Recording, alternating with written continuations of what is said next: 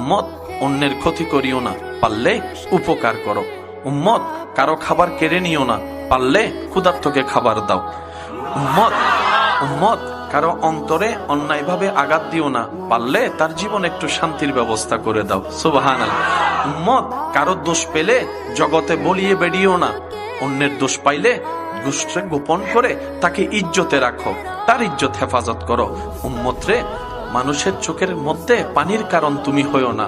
উম্মত, তুমি চলার পথে রাস্তায় কাঁটা দেখলে, পেরাক দেখলে সরিয়ে দাও, যেন অন্য ভাই তোমার কষ্ট না পায়।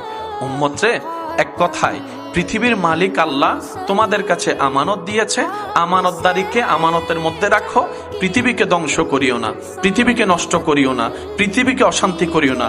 কোরআন যে কথা বলে, লা তুফসিদু ফিল আরদে, রব বলে আমার জমিনে তোমরা ভাড়াটিয়া থাকতে দিয়েছি, মালিক কাউকে বানাইনি। সুতরাং জমিনে তোমরা ফাসাদ করিও না, অশান্তি করিও না, তর্ক বিতর্ক করিও না, জামিলা করিও না, রক্তপাত করিও না। একদিন তো আমি রবের কাছেই তোমাদেরকে ফিরতে হবে।